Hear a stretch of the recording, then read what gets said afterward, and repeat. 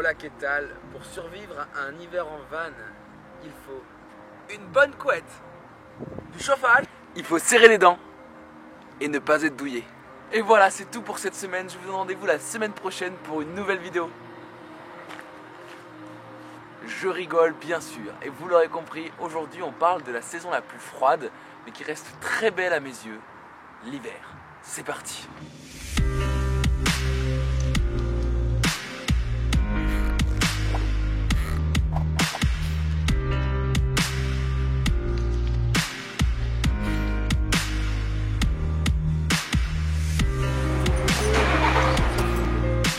Passer l'hiver en camion ménager n'est pas facile. En fonction du camion dans lequel on vit et de l'endroit où on est, le vécu est différent.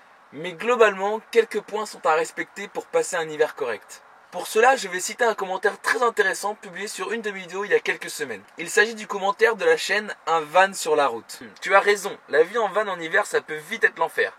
Sauf si 1. Tes conduites d'eau sont isolées. 2. Ton isolation est parfaite. 3. Tes cuves d'eau propre et grises sont thermochauffées. 4. Tu as une bonne bouillotte. 5. Un extracteur d'humidité. 6. Et pour terminer, un chauffage bien dimensionné et réfléchi pour ton van. Les problèmes qui reviennent sont donc les suivants. L'eau, l'isolation, le chauffage et l'aération. Problème auquel je rajouterai personnellement l'électricité. Alors c'est parti, on en parle point par point. Je vais essayer de vous parler de mon cas, mais également des autres possibilités. Dans mon cas, pour ce qui est de l'eau, tout est à l'intérieur du camion.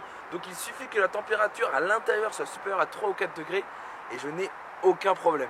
Mais il est vrai que pour certains, la cuve d'eau grise est placée sous le camion. Donc cette cuve ainsi que les conduites sont en dehors du camion et sont donc soumises au gel. Il faut donc si possible isoler les cuves lors de l'installation pour éviter que celles-ci ne gèlent pendant l'hiver. Plus, vidanger régulièrement permet d'éviter le gel. Et il existe également des produits anti-gel à mettre à l'intérieur des cuves afin de ralentir le gel.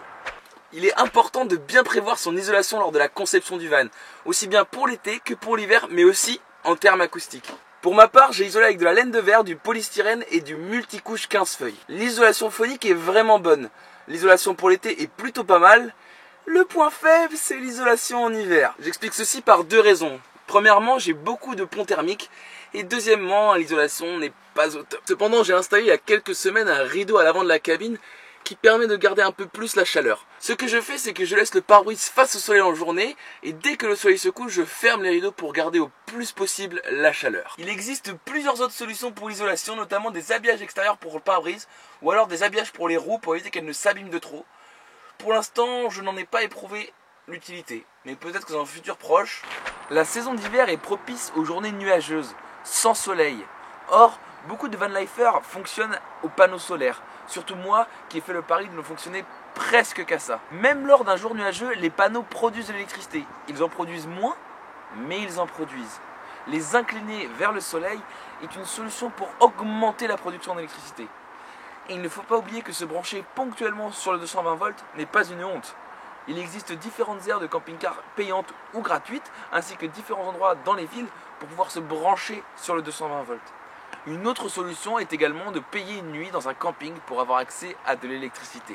Beaucoup pensent qu'il faut boucher les aérations en hiver. C'est une erreur, une grosse erreur. En empêchant l'air de se renouveler, vous risquez d'augmenter le taux d'humidité dans votre van et donc d'abîmer ce qu'il y a à l'intérieur. Vous risquez également, si vous cuisinez au gaz ou alors que vous avez un chauffage au gaz ou au diesel, vous risquez tout simplement de mourir. Nombreux sont les cas de personnes retrouvées mortes dans un camion à cause du monoxyde de carbone. Il est donc primordial 1.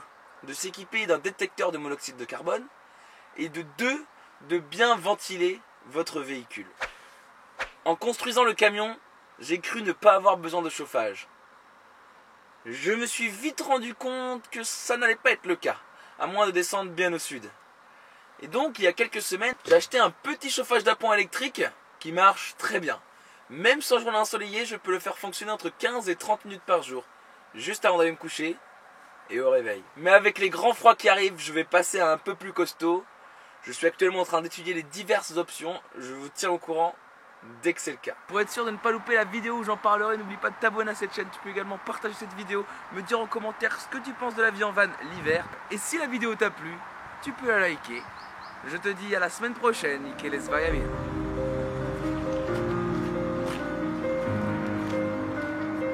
qui veulent en savoir plus sur la vie en van l'hiver, n'hésitez pas à aller voir la description, j'ai mis beaucoup de liens sur lesquels je me suis moi-même informé. C'est très intéressant, il y a beaucoup d'informations.